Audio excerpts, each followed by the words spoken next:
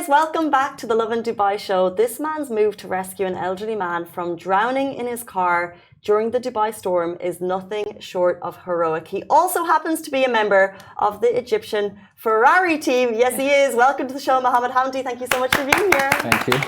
It's a pleasure. Thank you. Thank you for having me. We're excited to have you. Yeah, I am. I'm very excited because it has been, I would say insane over the past weeks. But I would like to ask you if you can just your heroic act has gone viral all over social media. If you can tell us what happened and how it happened and give us just a bit of detail. All right. So basically, I was taking my family home to the airport and dropped them off. And going back home, I had a big car. It was a Nissan Patrol, and this car actually really saved me that day. And I was passing through huge pile of water like everyone else did, and I saw a man who his name is Abdul Rasul, and he was just stuck in his car, and he was frightened and a little bit shocked and a little bit in pause. He was just paused, like the water was inside his car and he was just sitting there in his car. Everyone was passing next to him, and I was like, I've got to do something about it.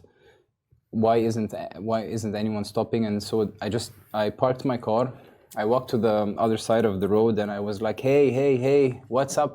What? You're just gonna sit in the car? What's up? And he was like, he didn't even reply. And I was like, okay, that's weird. I started walking in the water and going inside. And I'm like, do you speak English? Do you speak Arabic? He spoke Arabic. I'm like, come down. And he was still shocked. So I'm like, okay. So I started walking more inside to the car, and then when I was just like 1 meter away from the car, he decided to come down from the car. So he was shaking, and I was like, what's up, man? Why are you just in your car? And he was just in a state of shock, and I've realized that this is very dangerous. So when you're in a state of shock and you don't act, you can just die because you just don't act. So I got him. We walked. Maybe he was just afraid because the water was overwhelming and he didn't know where he was walking. It was just a normal road covered with water. The water was dirty, so it wasn't clear where he was walking, but it was just the road that he was just driving through like 10 minutes ago. We walked, and he was walking, shaking and very scared. And I was like, don't worry, okay, you're with me now, okay, no problem. And then the first thing he asked about was his car, because he was a driver on the car, and he was like, the company is gonna make me a problem. I'm like, man, the company is not gonna make you a problem. I have all the videos. I'm gonna take you now, and then we're gonna show them everything.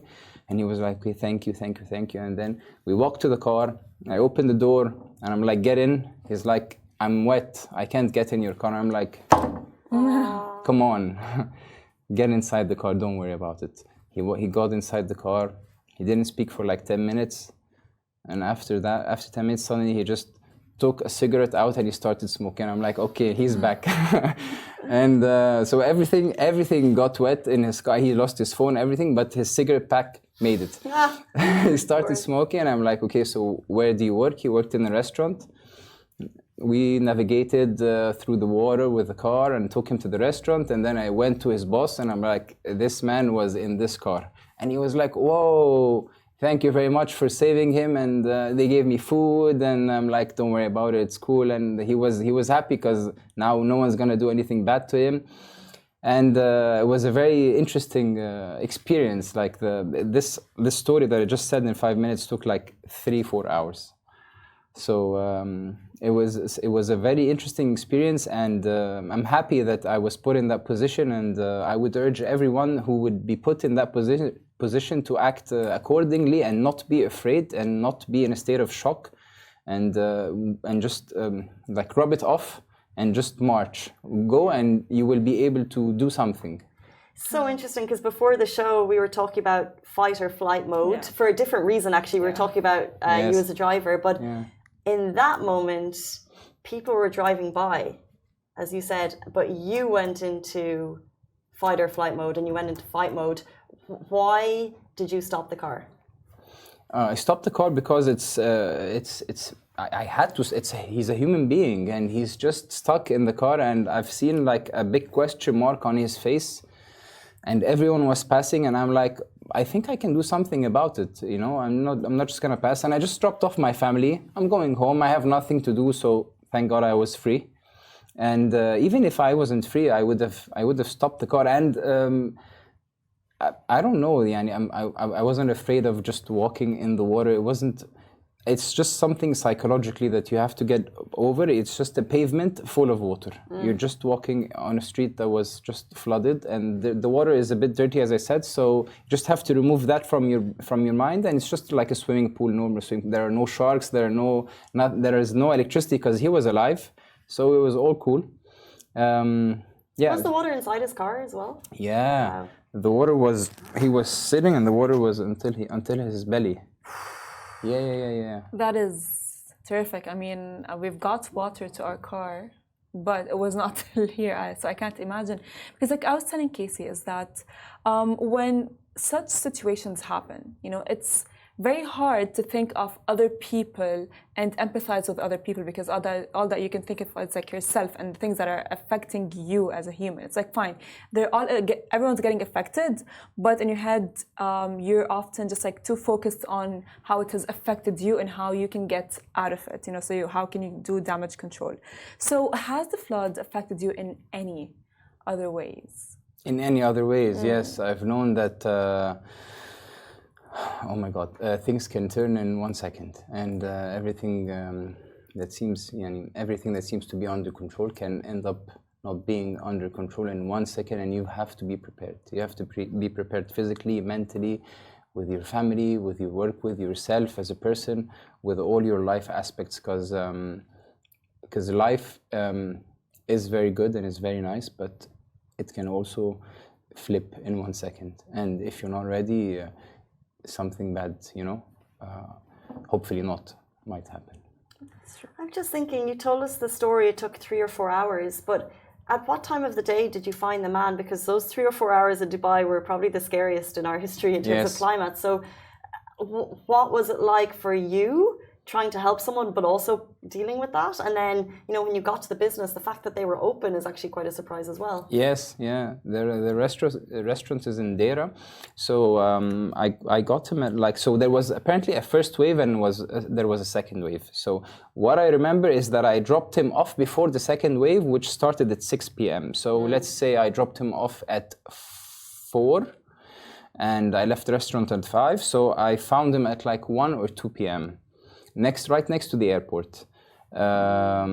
Thank God I dropped him off before the second wave, because the second wave was very, very, very scary. I was in my car alone, and I saw my hotel right there, and I just couldn't go through because of the amount of water that was on the ground and the people that were stuck and the amount of rain pouring. It was so scary. It was really, and the sky was very dark and gloomy. Yeah. It was not something that anyone would like to see, but thank God it was dealt with.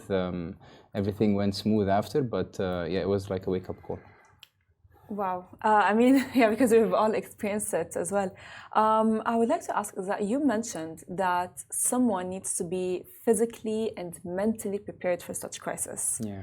And of course, clearly, you were physically and mentally prepared to have the capacity to think like, oh my God, I need to help someone else. Because like in that point, if I am in your position, I would be thinking like, oh my God, I just want to reach home safe, and I wouldn't think of saving someone else. So would you say the fact that you are actually a fast car driver, a Ferrari car driver, to be more specific, because you're all the time in the adrenaline, so on and so, would you say that kind of like maybe kind of like mentally trained you to be like aware of everything around as well? I think it's a couple of things, not just one thing. Of course, first of all, me being a driver, you're trained to take split-second decisions, because you're basically driving minimum. When I'm driving, it's minimum 200 kilometers per hour, and that's like your cruising speed. That's like your average speed, and you have to manage through cars. You're listening, you're talking to someone, you're looking at your gauges to fuel, tire pressure, and how many laps, how many turns. You're doing a lot of calculations while you're driving fast. So that's one of the things. The other thing is when you're in a nice country, and when you're in a comforting country and a loving country, and the country that you love, a country that you come to a lot with your family and enjoy, you when you feel embraced, you can give back. Okay, when you feel loved, you can give love. So So it's like Dubai is like my second country. So it was just as if he was like right next to my house. So I just gave him a hand. That's the second thing. The third thing is my origins as an Egyptian. I think any Egyptian would have done the same. We have this in our blood. We always manage to just, when a time of crisis comes, we just march and we don't look back. Amazing. And actually, whenever we speak about Egypt, we have to give a shout out to our sister page, Lovin Cairo. They have an amazing team there, and they were so happy to share this story, of course, because you know, Egyptian and proud, and this is a really special story for them to be able to share as well, for the heroic action that you took that saved a life. But I have to, just before you leave us, I'd love to just get a bit of background. So you drive Ferrari for the Egyptian team. So I drive Ferrari for the name of my country, Egypt, but there isn't something called the Ferrari Egyptian team. So basically, I'm the first Egyptian Ferrari driver driving for Ferrari Challenge Europe, which is a Ferrari challenge by Ferrari. I started racing when I was 12. I became the karting champion of my country, and then I moved to Formula 3 in Bahrain. I've had a pause or a drawback for 10 years because of my father's death. And then I came back in 2021 and started the season with Ferrari 23 and looking forward for my 24 season, my second season with them. They're a great team. The car is great, and actually they are changing the car this year. We're going to the 296. We were racing the 488, which is a little bit different. The other one is a little bit faster and brakes are more improved. So shout out to everyone, actually. Lovin Cairo, Dubai, Ferrari, Egypt, and everyone.